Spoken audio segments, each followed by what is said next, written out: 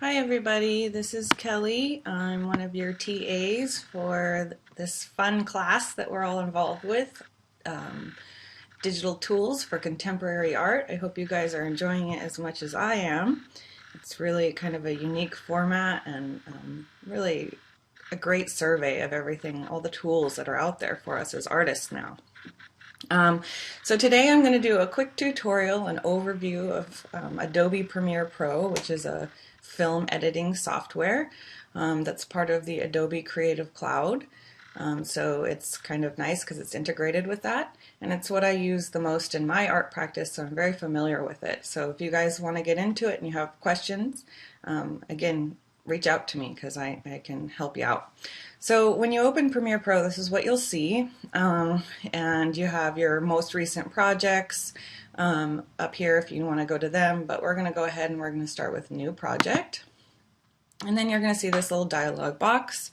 You go ahead and enter a name for your project. So this will be tutorial 2 for me. And then location, where do you want to save it? It's really important to be aware of where you save it because all of your backups will be in that folder, etc. So, you can browse and you can choose a place. I'm going to go ahead and choose this Premiere tutorial file that I've already set up. I would suggest for you guys to set up a folder beforehand for your video project and have that be where you save everything to. I'm going to say choose. And then you're going to see a couple other options here. All this stuff, just leave it as is. It's nothing needs to be changed here unless you're getting into other kinds of projects, so don't worry too much about that. There's a couple other tabs. Scratch disks is kind of important. It tells you where you're going to be, everything's going to be saved. One of the key things is project autosave. So Premiere will autosave your work behind the scenes, which is really helpful because, as we all know, sometimes programs freeze up and you've been working the last hour and you forgot to save, and it's like meltdown time. So it's really great that this program has that, and depending on your settings, it can do it every 10 minutes or however you set it up. And this shows you where those autosaves will go. And of course you want to save it on your own at good points along the way, but it's a nice backup feature of this program. So you can see that it's same as project. So it's going to be in our Premiere tutorial folder that we set up for this work. So I'm going to go ahead and say OK, get the program opened here. Okay, so this is the interface, and this is the most up-to-date CC version, so it may look different if you're working with an older version of Premiere Pro, but really all the basics are always the same. It just might be arrangement of these windows. So just to quickly go over the different windows you have here, you have 4 primary windows that you'll be using a lot. This is your project window, which is really an important thing. It's where you import all the video clips that you're going to then bring into this timeline and create sequences and cuts. And this is kind of like your palette. It's a video editor's palette. So this timeline area is really important, and we'll go over how it functions as we get into this. So here's where you import your media, here's where you cut it together. Up here on the right upper corner is where you actually view, and you can view what you're doing here. So how your composition is coming along will be viewed up here.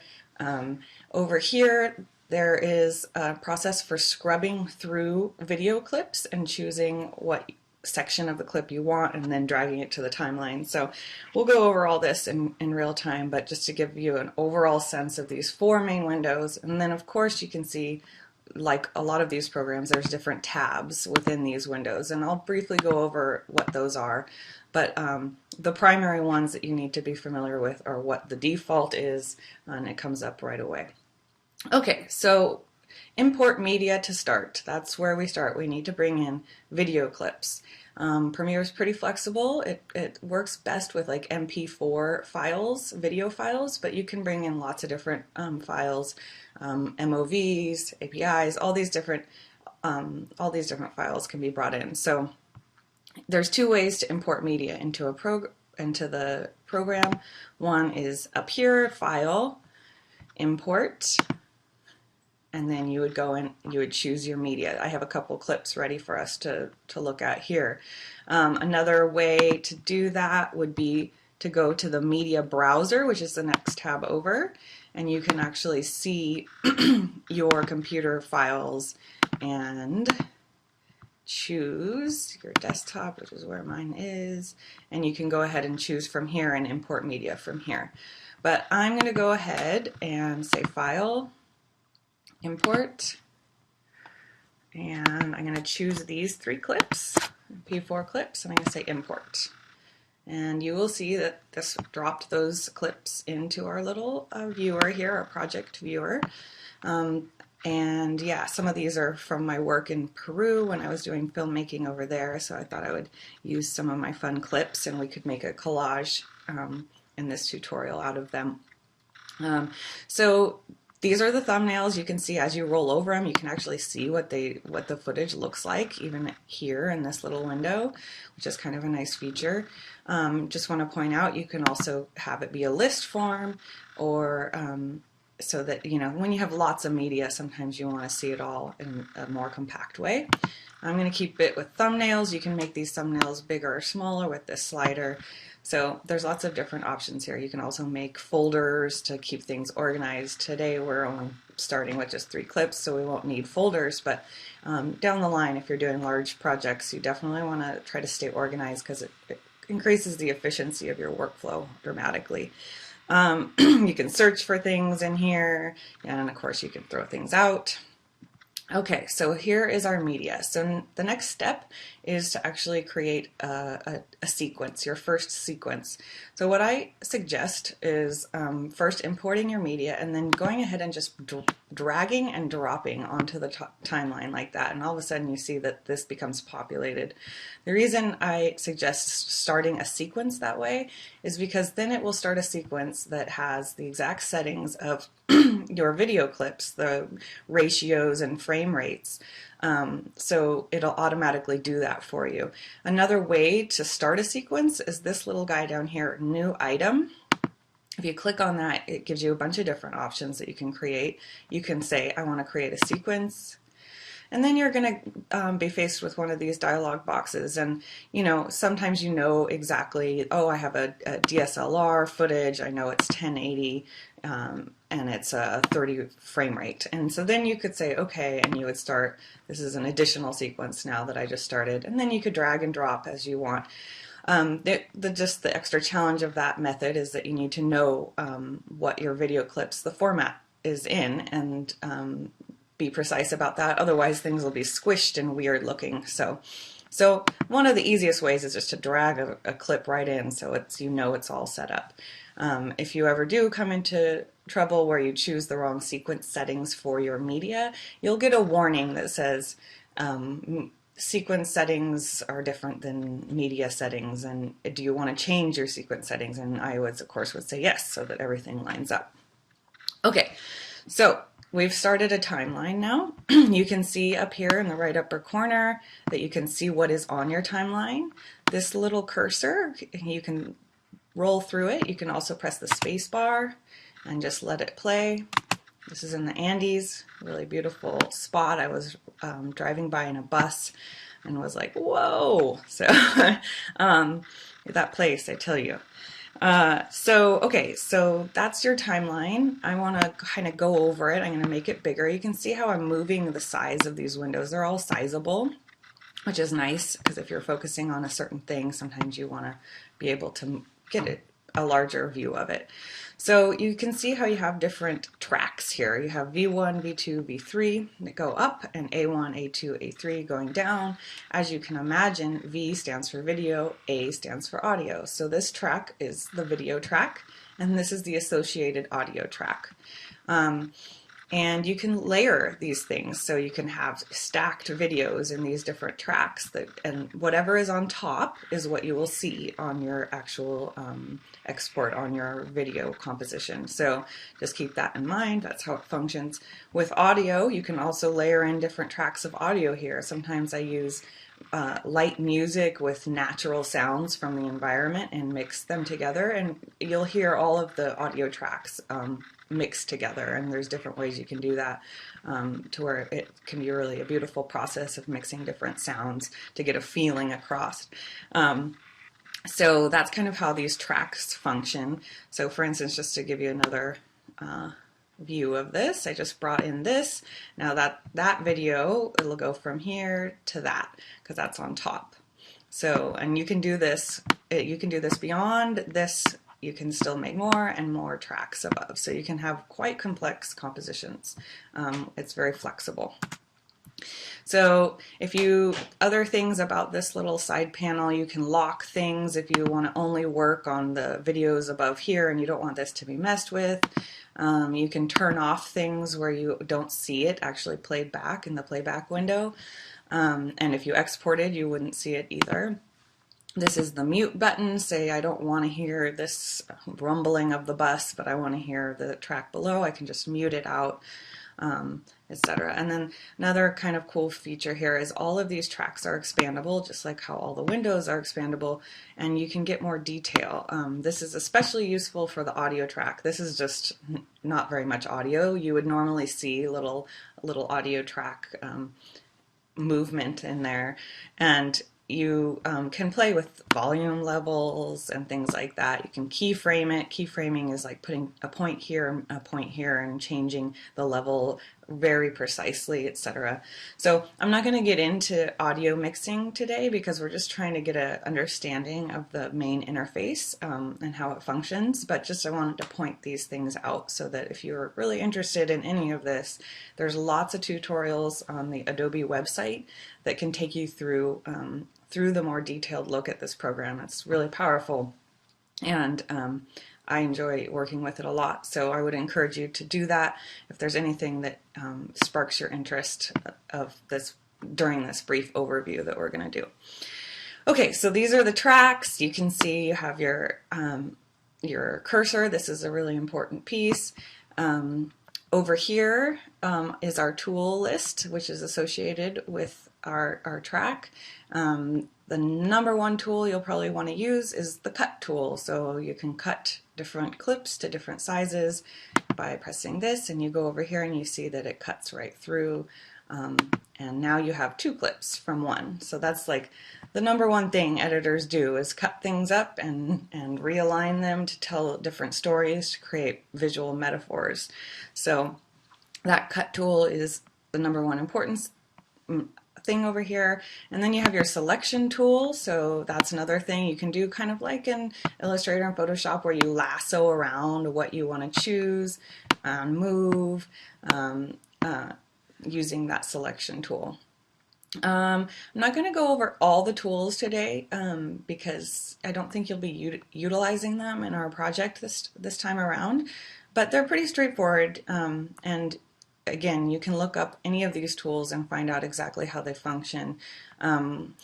One of the other things I use often, just to go over one more tool, would be the track select forward tool, and that is anything ahead will be selected. You can see the little arrows there, and sometimes when you have complex timelines and you want to stick something in the very beginning and you just need to scoot everything down, that can be really useful because you know everything ahead of this, of where you click, is going to be selected to scoot it down, and it won't throw off the whole sequence. So I'm going to go ahead and go back to my selection tool, put this back here.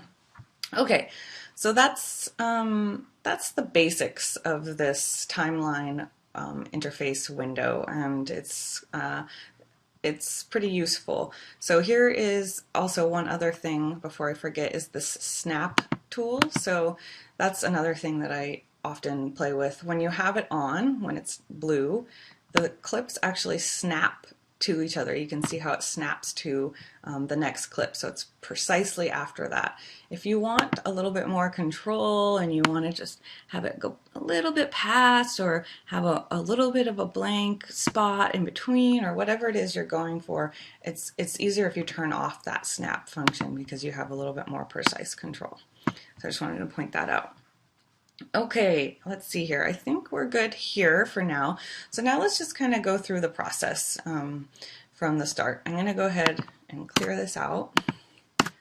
So what you're going to do is you're going to import your media, your found footage, into the project panel here. And then the next thing that commonly editors would do at this point is they would double click and you bring it up in the preview panel. So this is a preview of just this clip now. And what this panel is primarily used for is to scrub through footage. So you have all different kinds of raw footage, and maybe you only want a certain part of that footage. You don't want everything. Like for instance, in this one, I don't want this sign. I would like to cut before I get to that sign. So I can easily scrub through like I'm doing, where it's kind of sped up. I can also use the space bar again, and space bar to stop, to scrub through as well.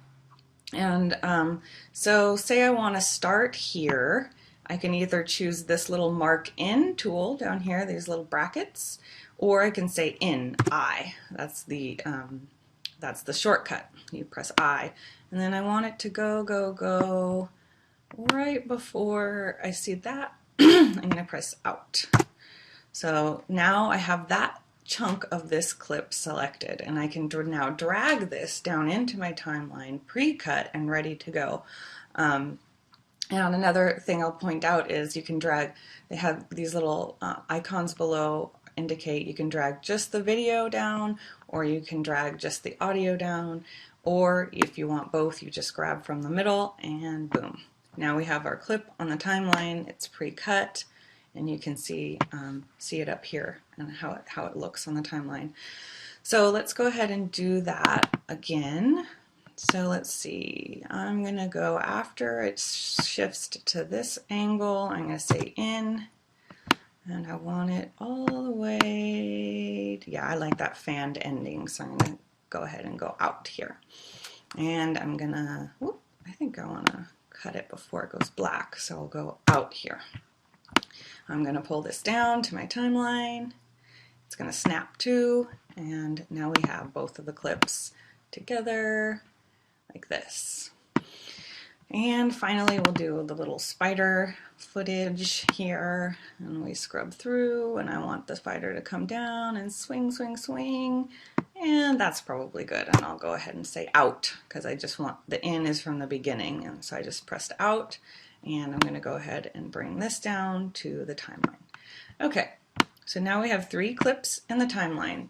And now we can start cutting and arranging these clips in unique ways.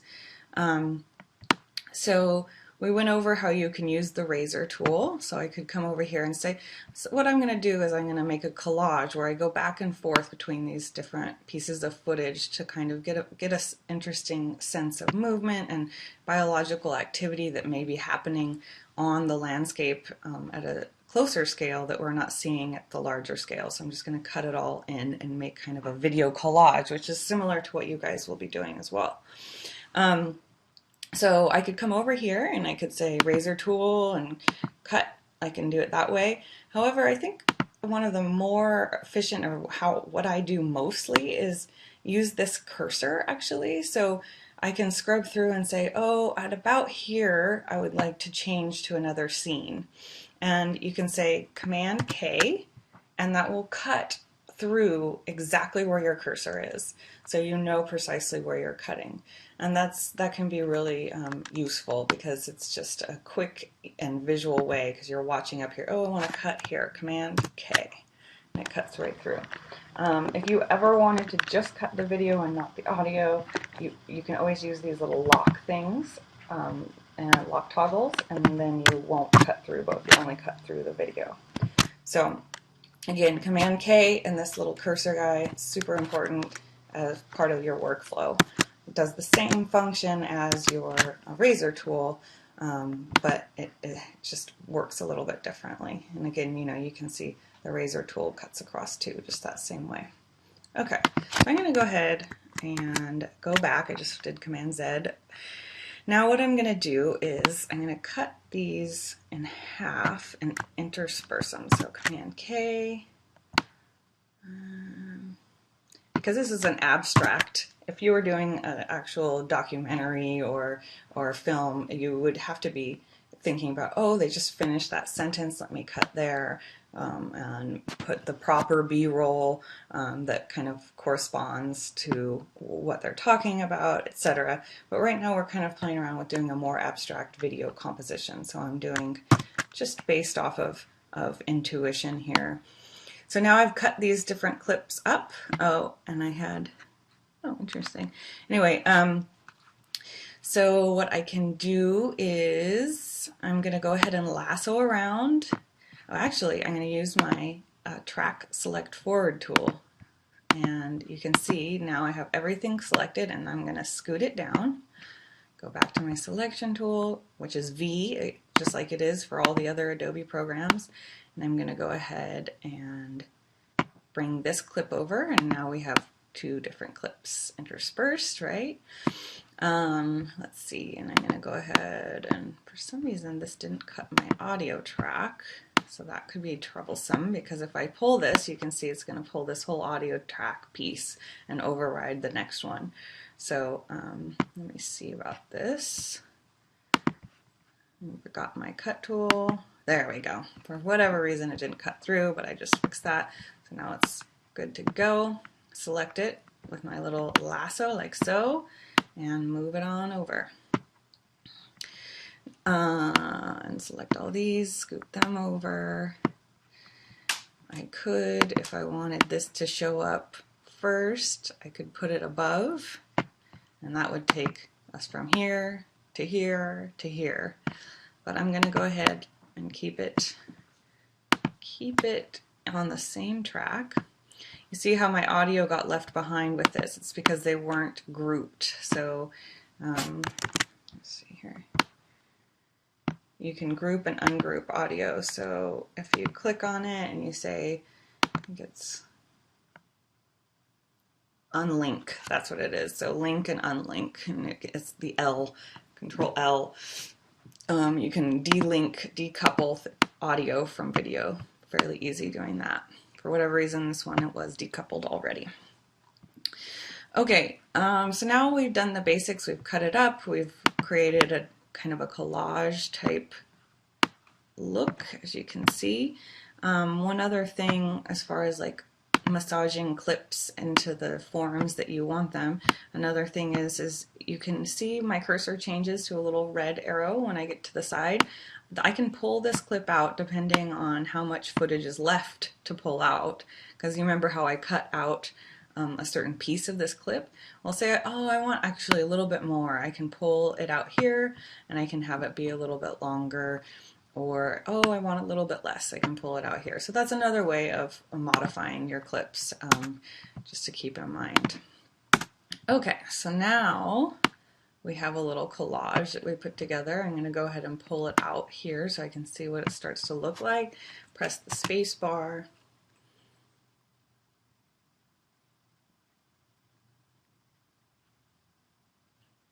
And great. So I think I want this spider, the beginning of him coming out to dangle, I'd like that to actually come before the dangling piece, just because it makes more sense time-wise. So I'm going to go ahead and take that one, move it over here, grab this one, move it over here.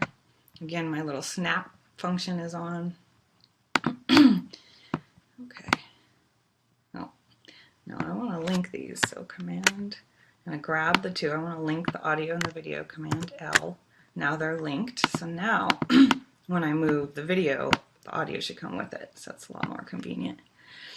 Okay, another quick thing to point out about this timeline is that it's expandable and contractible, so that can be really helpful because sometimes you want to cut really fine, you want to see very fine cuts, and so you can expand it all the way out. Like for instance, right now I have a little blip here in between those two clips, so I want to fix that, lasso around, snap it together. Okay, so now you've got the basics of how to cut together a sequence. This is a sequence. So let's go over a couple other of the tabs in these windows, and then we'll go over exporting your video file for YouTube or another video sharing website. So let's expand this out so that we can see what we're doing over here. So again, this is a really important panel. It has all your media that you're working with here. I want to point out too, there's different little iconography. This is video and audio clip. That's what that's indicating. This symbol is actually indicating this is a sequence. So when you have multiple sequences, you might have sequence 1, sequence 2, sequence 3. You can double click and open those sequences in your timeline from here. So there's different little icons depending on what that asset is. So just be aware of that. I mentioned the media browser earlier.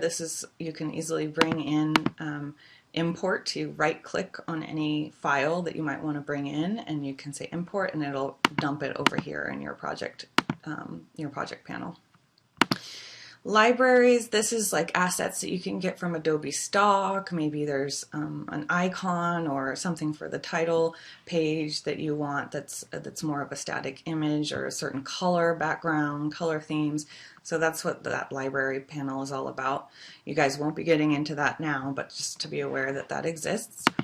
Info, depending on what I have selected over here, I'll see, oh, this particular clip is 29 frames per second and 1920 by 1080 ratio. So this gives you the info about if you're like, why does this clip look different than the rest, or what's happening here. That gives you that background. I would say probably the most used panel, secondary to the project panel, is this effects panel. I'm not going to be able to go into all the different effects that you can do here, but I will say that one of the most common utilized effect is a video transition, and you guys can imagine it's the cross dissolve effect, dip to black, dip to white. So how you would actually apply this effect is you literally just grab it and bring it over in between. And now instead of a hard cut, I have a cross dissolve, so it slowly moves into the next clip like that. Dip to black, dip to white is just like you would imagine, and there's other ones that you could play around with as far as the transition effects go. You kind of want to be intentional always when you're applying effects of any kind. You have a whole nother bunch of different effects in here that you can do that more affect the visual elements of your clip. Color correction, distortion, all these different things that you can play with, just like in Photoshop or something, but for video. And again, you just want to use them intentionally because otherwise it can kind of be overdone feeling with video. Pretty easy to feel overdone with effects. So just use them with intention. And then audio transition, same thing as video transition, just as you might think. You can have constant power, is like it kind of keeps the same, it smooths out the jump from one audio to the next. Exponential fade, again, same process, you pull it out, is usually at the end where it just slowly goes, the audio slowly reduces. Okay, so that's your effects panel, and I can move these panels in any order I'd want. If I were doing this, I would have my project panel and my effects panel right next to each other because I use these two the most in my process. Okay, so anyway, the other ones, markers and history. Markers, if you wanted to mark a spot in a video to come back to, you can add a marker, and then you can like write about, oh, this point is important or whatever for later to remind you of where that particular place in the video file is. Again, you won't be using this for your project, so I'm just going over it briefly so you're exposed and you can dive deeper into this if you have a specific interest in this program. The history panel is just like in Photoshop Photoshop, where you can go back and see all the actions you did, and it keeps track of a lot, so it's kind of nice to know that that exists. Okay, so I'm going to go ahead and go back to my main panel, which is my project panel. I'm going to go over the tabs in this window really quick. Effect controls is probably the one I use the most out of these secondary panels. Any effect you apply to a clip, you can adjust its parameters up here, and there's also just basic parameters that are you can play with from the get-go. So depending on what clip I am I have selected here. That's going to be represented here. This is actually that clip represented. You can play around with, here, let me put my cursor on top of that clip so I can see it in my preview panel over here. So the opacity could go up and down. You know, you can play around with motion effects. This is also where you could play around with volume levels for the audio component. This again is a little bit more than detail than we're going to be able to get into, but you can do quite a bit in here. You can do keyframes, which you create little dots basically that you can say I want opacity to start out at 50% and go up to 100% at this point in the video. So there's a whole thing around keyframing. So if you hear that, just to give you a sense of what that means, it's kind of working within a clip to do different effects at different moments in time. And so that's something to keep in mind. And if you had other effects that were applied to, like color correction or distortion to this particular clip, they would also show up here, and you could do the little drop down, and you could play around with different settings for that effect. So that's the effects controls. Pretty useful panel to know about and play with once you kind of get further into using this program. They do have an audio mixer embedded in this program, which is pretty powerful. I'm not going to go over it now, but just to point it out, there's also other programs people use for audio mixing. So it's up to you whether you want to learn this one or do that all in a separate program. And then metadata, that's just, you know, what the name of your clip, what's associated. If you had some metadata associated with it, you would see it here. And these are up here, these little these are different arrangements. So if you're doing color correction, you can see it has it all ready for you. You can figure out how to do color correction. Or if you're doing effects, it privileges the effects panel. Or if you're doing audio, it privileges the audio panel here. So just to be aware that you have those different predefined window settings to work with. I stick with editing because that's usually what I'm doing. Okay, let me just look over. Let's see. I think we are pretty good. I think you guys have all the information you need to do a basic video collage like we just did here, cutting things together. You can stack things together. You can use transitions. You can play with opacities. And you can link and unlink audio, etc. So that's all good, and that's basically what you guys need to know if you're deciding to use Premiere for your project this week. So the last thing I will show you is how to export your final video. So I'm happy with this. It's kind of this weird abstract landscape video composition, and so I'm going to go ahead and say, okay, I want to export this. So you go File, Export, Media. And this is the dialog box that will come up. One of the most important things to look at is format. So there's a lot format.